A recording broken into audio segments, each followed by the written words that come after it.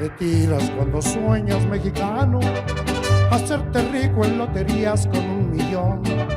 Mejor trabaja, ya levántate temprano. Con sueños de opio solo pierdes el camión. ¿A qué le tiras cuando sueñas, mexicano?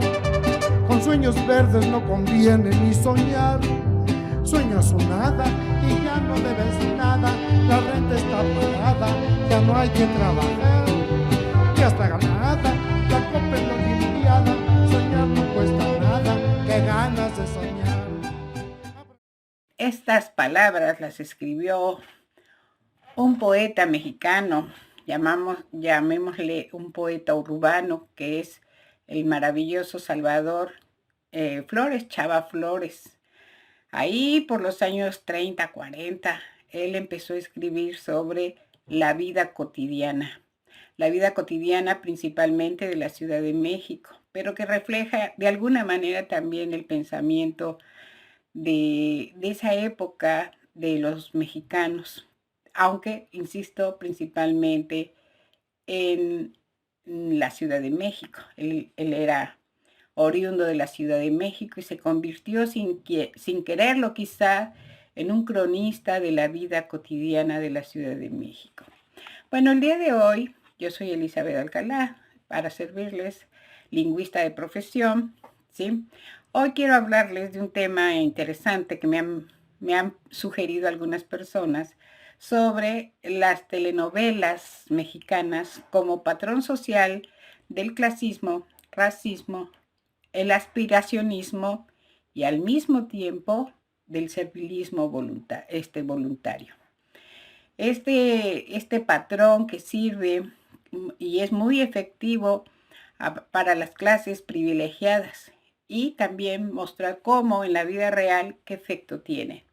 ¿Qué efecto tiene este patrón que la telenovela mexicana nos presenta día a día por el canal de las estrellas y todos los demás canales, porque ahora las telenovelas se presentan en todos lados y a todas horas?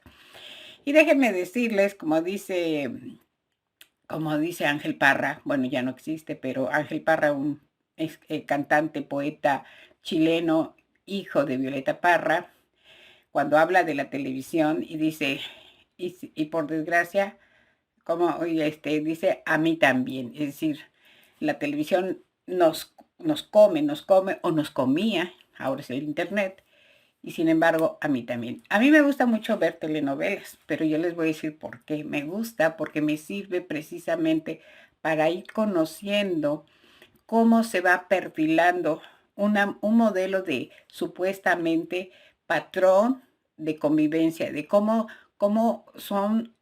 debemos de comportarnos, ¿no? En la telenovela, en la vida real.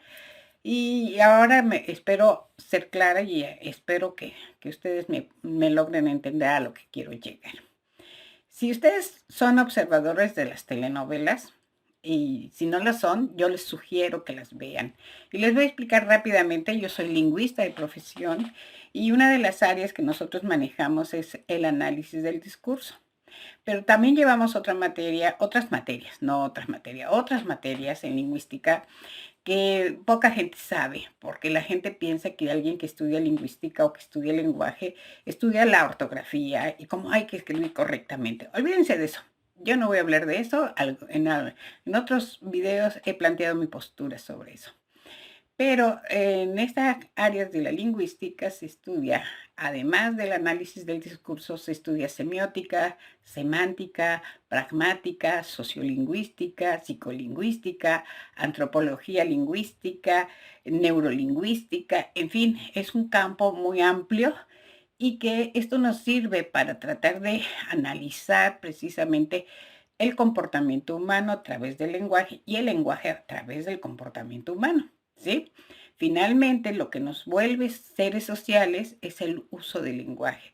Y el lenguaje no es exclusivamente el lenguaje oral o el lenguaje escrito. Hay muchas formas de un lenguaje y lo vamos a ir viendo.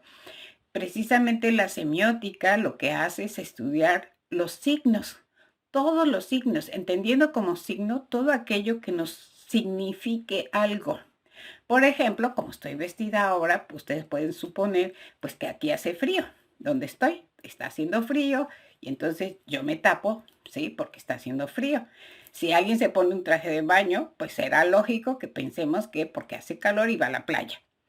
Pero así se van estructurando cosas. Pero hay unas que son obvias y hay otras que están planeadas y se presentan de una manera aparentemente sutil y que nosotros no nos damos cuenta o que no ponemos atención en ellas, pero que nuestro inconsciente, nuestro lenguaje, nuestros sentidos, lo que oímos, lo que vemos, lo que olemos, etcétera, nos van dando significados.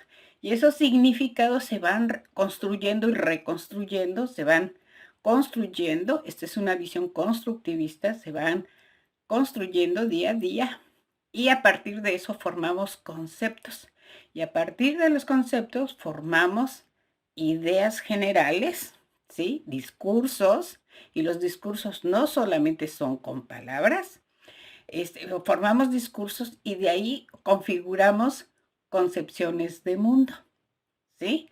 Entonces, si, por ejemplo, un niño todos los días ve que su mamá se lava las manos, todos los días se lava las manos, cada vez que va a comer se lava las manos, pues el niño va a ir aprendiendo que antes de comer hay que irse a lavar las manos. Esta es una práctica, este es el patrón que el niño va a ir siguiendo a partir de lo que ve, de lo que oye y de lo que también come, hace, etcétera. Bueno, pues precisamente la telenovela, y voy a hablar de la telenovela mexicana, pero obviamente casi todas las telenovelas de América Latina tienen el mismo patrón. Quizás la brasileña se separa un poco de ese patrón, pero en términos generales son iguales. Y últimamente que están de moda las telenovelas turcas, ustedes van a poder ver que prácticamente son el mismo patrón. Las telenovelas españolas, bueno, las españolas en sí no tienen telenovela. Curiosamente y de manera despectiva, le llaman culebrones a las telenovelas, como queriéndolas desdeñar. Pero ellos tienen sus propias historias, como estas series que triunfan en toda América Latina, porque pues es otro patrón también que nos van metiendo. Acuérdense que este trabajo, que yo le quiero presentar hoy, es la telenovela mexicana como patrón social del clasismo, el racismo, el aspiracionismo y al mismo tiempo el servilismo voluntario. ¿En qué voy tratando de ir? Voy a empezar quizás por el aspiracionismo. Si se acuerdan de esto que acabo de leer de Chava Flores, ¿a qué le tiras cuando sueñas mexicano? Fíjense, ¿a qué le tiras cuando sueñas mexicano? Hacerte rico, loterías con 1 millón. Acuérdense que esto lo escribió hace mucho tiempo, entonces 1 millón antes era, era lo máximo, ¿no? Era una persona millonaria. Hoy una casa clase media puede costar 1 millón, salvo la de Xochitl Gálvez, que vale 15 y dice que es clase media. Bueno, entonces, el aspiracionismo no es lo mismo que tener deseos o sueños de hacer algo o aspiración de lograr algo. Yo puedo tener la aspiración, por ejemplo, de terminar mi tesis de maestría o de doctorado o de juntar dinero para comprarme unos zapatos, en fin. La aspiración es algo que tiene que ver con algo que lógicamente puedo alcanzar, porque tengo todas las condiciones para poderlo alcanzar, si no de manera inmediata, pero sí a un corto plazo o mediano plazo. Por ejemplo, si tengo un salario que me permite comprar una casa de 500,000 pesos, pues está bien porque forma parte de mi posibilidad. Pero si yo con ese salario quiero comprarme una casa de 3 millones, pues imagínense cómo lo vamos a hacer. No es posible. Sin embargo, hay personas que no teniendo las condiciones para poderlo lograr realmente, piensan que lo van a hacer y esto se llama aspiracionismo. Es decir, no voy a alcanzar lo que yo quiero porque sé que puedo lograrlo, porque tengo las condiciones para lograrlo, sino porque mis ilusiones se fueron a, a 3 kilómetros o más que yo puedo alcanzar. Y hay gente que dice, oye, pero todos tenemos derecho a soñar. Sí, claro, todos tenemos derecho a soñar. El problema es cuando por esos sueños perdemos el piso. ¿Cuánta gente está súper endeudada por comprar algo que no necesitaba o porque no podía? ¿Sí? Eso es ser aspiracionista. El querer tener algo, ¿por qué? Porque la televisión y las telenovelas nos están diciendo todos los días que triunfar es vivir de cierta manera, es decir, vivir en una casa muy grande, tener criados, tener empresas, ¿no? Ahí tenemos a María Mercedes, que sin saber absolutamente nada, María Mercedes o María la del barrio o María la que sea, el tema era el mismo, ¿no? Que de pronto la muchachita mugrosa que está en el barrio, porque siempre están mugrosas en los barrios, parece que es el patrón, y además nunca saben hablar. Y de pronto, ¿verdad? Brinca, se vuelve empresaria, cambia su manera de hablar, cambia su manera de vestir, obviamente, quién sabe cómo le hizo. Este es un brinco así, pum, pum, pum, pum, pum, como si de pronto cambiara no solamente de vida social, sino cambiara de vida, fuera otra persona que de la nada se transforma y se convierte en archimillonaria, ¿no? Pero además, gracias a sus maravillosas ideas, aunque no haya pasado por la universidad, aunque no haya estudiado absolutamente nada, ni conozca de economía ni nada, siempre da una respuesta para que la empresa se desarrolle. Pero ustedes ven esas telenovelas de María, la del barrio y todas esas, pero pues sí, son las mismas de María Isabel, son exactamente las mismas. Yo les voy a poner el caso de una telenovela que apenas vi, que se llama Eternamente Amándonos, ¿sí? Está en VIX, y supongo que la acaban de pasar ahí en México, estoy en España, y me vi toda la telenovela y me llamaba mucho la atención, y ahí en estas imágenes estoy retomando parte de estos personajes, porque la historia es muy, muy elemental. Es la historia de una señora a la cual le llaman la monarca, porque es la dueña de casi todas las empresas de Morelia, y tiene, bueno, tiene 3 hijos, hagan de cuenta, pues, la clásica viuda que tiene sus 3 hijos así, y ella es la mandona, ¿no? Pero aquí yo no quiero tratar nada más el caso del personaje ese, sino de los sirvientes. Porque resulta que los sirvientes son personas siempre morenas, siempre, ¿sí? O gorditas, o chaparritas, o con el estereotipo de gente de barrio, ¿sí? Gente que es ignorante, pero que es capaz de dejar de comer con tal de que sus patrones puedan seguir con el mismo nivel de vida. Y en esta telenovela, que no la puedo alargar mucho, pero en esta telenovela se da precisamente esa situación, ¿no? En donde los sirvientes, o sea, los señores pierden todo en un momento dado, pierden todo, todo, todo, se quedan sin nada, pero resulta que la empleada, que ha guardado su dinerito, yo no sé cuánto le pagaran, ha guardado su dinerito, lo saca y les dice, miren, aquí está el dinero que yo tengo y con esto vamos a poder comer. Y además tengo la casita que me dejó mi mamá, y entonces vámonos a la casita donde está mi mamá, que me dejó mi mamá, y se van todos para allá, para la casita, pero ¿qué creen? La sirvienta no deja de ser sirvienta, ¿sí? No deja de ser sirvienta. Y los demás empleados, porque además no tienen una empleada, tienen varias, las otras empleadas dicen, sí, nosotros no podemos dejarlos, así comamos frijoles, pero todos juntos, ¿sí? O sea, el sometimiento absoluto, esto es el servilismo voluntario. Pero fíjense, aquí se da en esta telenovela se da el caso de que la monarca pues tenía sus criados y en la cocina comen. No comen en el comedor, comen en la cocina. Pero cuando se van a la casa de la empleada, comen todos juntos.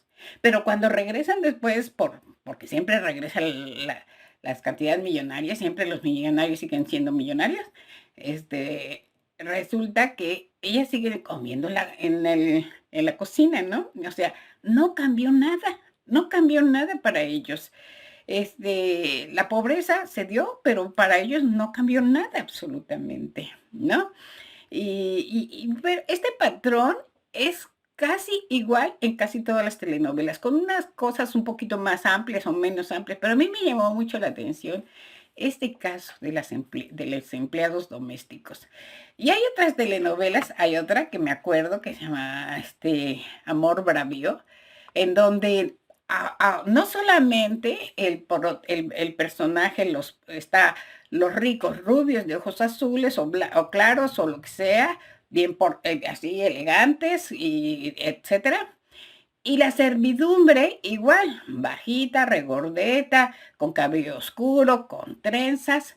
Pero en esta telenovela, encima, se les viste con trajes que supuestamente como visten los campesinos, que además les ponen unos trajes como de mariachi, ¿no? Ya me imagino a los trabajadores en el campo con esos vestuarios. Es absurdo, ¿no?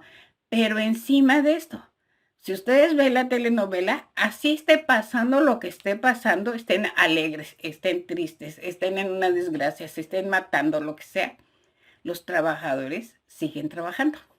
O sea, trabajan, trabajan, trabajan, trabajan. En las telenovelas, los empleados nunca tienen vacaciones. Nunca tienen vacaciones. No tienen servicios médicos, porque todo va a depender de que su patrón les eche la mano y los lleve. Si es que se están muriendo, entonces sale el patrón buena onda y se los lleva al hospital en donde él también se atiende. Nunca van al Seguro Social, nunca van al ISSSTE, porque no tienen servicios médicos. No tienen vacaciones, no tienen servicios médicos y trabajan 24 horas. ¿Cómo ven? No tienen vacaciones, no tienen servicios médicos, trabajan 24 horas, ¿sí? Pero además tienen que agradecerle de por vida al patroncito, al cual le pueden dar todos sus ahorros, pero ellos seguir comiendo en la cocina.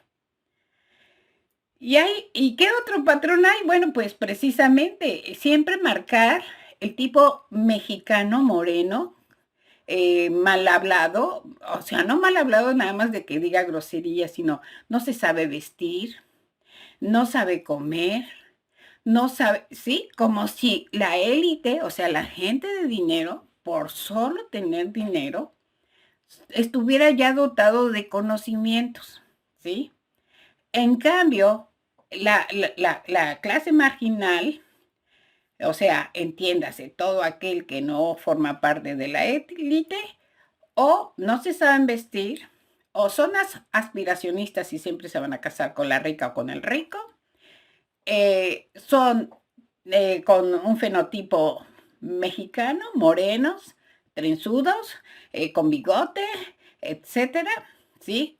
O no saben comportarse, ¿sí? Pero siempre, y luego está el otro personaje, que es el feo, cruel, etcétera, que es el que casi siempre va a ser el malo, malo, malo, malo, ¿sí? Entonces, esto que parece muy ingenuo, esta caracterización que pareciera muy ingenua, en realidad nos está demostrando cómo en la mentalidad de los productores y de las televisores y de los medios, nos están remarcando todos los días, todos los días, todos los días, que el mexicano promedio está simplemente para ser criado, para ser el empleado, para ser el esclavo, ¿sí? Nadie cuestiona que sus, ¿cómo se llama?, derechos laborales no existan. Ni siquiera se los plantean ni los trabajadores ni los patrones. O sea, no hay esa relación de a ver cuáles son los derechos laborales de estos trabajadores. Bueno, esto vamos a conectarlo con los trabajadores, el sindicato de los trabajadores del Poder Judicial. Porque yo podría entender que en otros sindicatos, digo, no lo entiendo, pero suponiendo que en otros sindicatos se manejara esta visión de que el trabajador es ignorante, no sabe, etcétera, ¿no? El prototipo de ¿a qué le tiras cuando sueñas mexicano? Es el líder sindical, el charro, el que sale diciendo que va a defender a los trabajadores, que para eso se van a formar y que el discurso del trabajador y de los derechos laborales, bla, bla, bla, bla, bla, bla, pero que se lía, se une junto con el patrón y el patrón le da un trajecito nuevo que se llama secretario general, lo viste, le firma el contrato colectivo, etcétera, pero ese señor, ese líder sindical, deja de ser un trabajador y se convierte en un personaje, como diría en un poema muy interesante, que por cierto no es de México, dice: el negro Manuel Antonio fue loco desde pequeño. Hoy cree que es mayordomo, pero todo ha sido un sueño. Y cuando se pone el traje que le regaló el patrón, piensa que ya no es esclavo y le cantan su canción. O sea, Manuel Antonio, ese es el líder sindical que se olvida de sus orígenes obreras o académicas o de grupo, de gremio, y se entrega al placer en segundo nivel, pero placer, de, eh, de su jefe al que admira, al que se calla, al que es capaz de aplaudir y de defender. ¿Por qué? Porque su aspiración, este es el aspiracionismo, su aspiración es ser como su patrón. Claro que siempre va a decir que no va a llegar, pero esa es su aspiración. Y eso le pasa igual a los líderes de los partidos políticos o de los que van a ser diputados o de los que van a ser senadores o los que van a ser, o sea, la burocracia, ¿sí? Esa burocracia, y eso pasa en las universidades, el que está esperando a ver a qué horas brinca, ¿sí? Y entonces se le olvida, como en las telenovelas, se le olvida cuál es su lugar. Y no lucha para mejorar a todos, lucha para mejorar él solito. Por eso se llama aspiracionista. Es una persona aspiracionista y no le importa darse cuenta, por ejemplo, en el caso del Poder Judicial, que es falso que los fideicomisos estén afectando al grueso de la población. Y no le importa mentir, y no le importa que la demás población se dé cuenta, ¿sí? Y ha embebido tanto a estos trabajadores que son capaces de creer todo eso.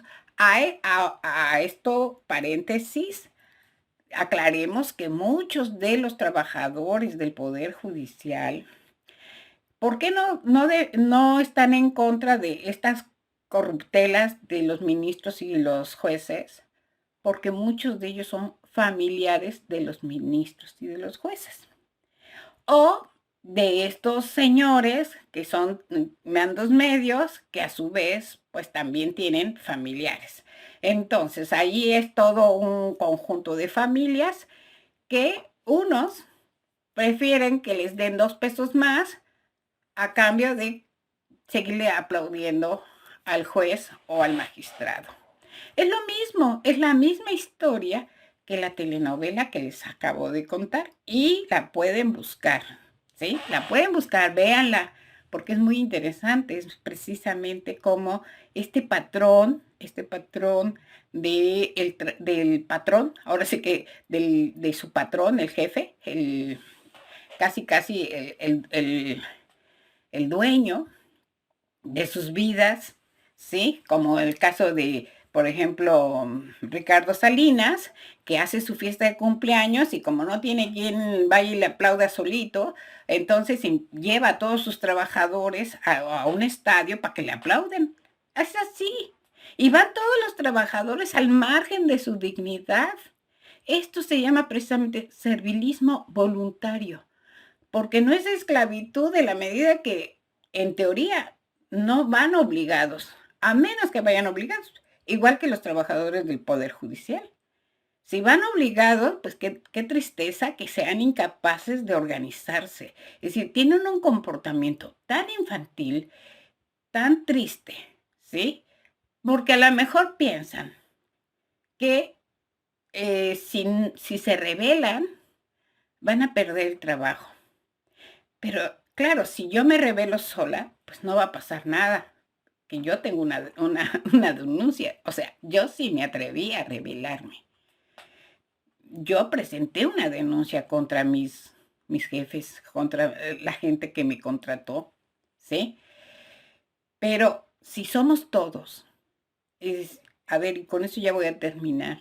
Yo me pregunto a los trabajadores de base del Poder Judicial o de las universidades. Ustedes, a los trabajadores del Poder Judicial, ustedes tienen reparación de sus casas, ustedes tienen vacaciones pagadas con 100,000 pesos por prima vacacional. A ustedes les dan el coche cada año y cuando ustedes se retiran, se los dejan. Ustedes tienen derecho a pasar si viajan en avión o en lo que sea, a tener lugar de privilegios. Ustedes tienen empleados domésticos pagados por el Poder Judicial, solo por nombrar algunos casos. O, mejor, ustedes tienen un seguro de gastos médicos mayores en caso de que se enfermen. Si la respuesta es sí, demuéstrenlo. Díganos dónde, cómo obtienen eso. Si la respuesta es no, pues ¿qué esperan para rebelarse? Porque teniendo al poder legislativo y al poder ejecutivo de su lado, no entiendo, a menos que tengan un servilismo voluntario, no entiendo cómo permiten que los traten igual que en la telenovela. Que mientras ustedes les sirven, van a sentarse junto con ustedes. Mientras a ustedes, cuando pase este tema de los fideicomisos, acuérdense de mí, a ver si realmente ustedes cuando se jubilen van a tener esos salariazos como ellos o como el Poder Judicial aprobó, la Suprema Corte de Justicia aprobó las jubilaciones de la mayoría de los trabajadores de base serán solamente 10 salarios mínimos. ¿Sí? Esa va a ser su pensión mensual. 10 salarios mínimos. ¿Sí? ¿Cómo ven? Bueno, pues espero que lo piensen. Voy a seguir con este tema. Tal vez a mucha gente le interese, a otra gente no, pero yo creo que es momento de abrir los ojos, de dejar de ser los criados de las telenovelas, de dejar de estar permitiendo el racismo, el clasismo, de dejar de ser sirvientes y de dejar que nos controlen. Tenemos un país muy importante y tenemos una población con muchas capacidades. No se dejen engañar, abran los ojos. Nadie está luchando por ustedes si ustedes no se organizan y se ponen a investigar realmente lo que les va a pasar. Lean la documentación, que no se las cuenten, véanla, se puede sacar por internet. El que avisa no es traidor. Yo soy Elizabeth Alcalá, un saludo desde España. Buenas noches, buenas tardes, buenos días.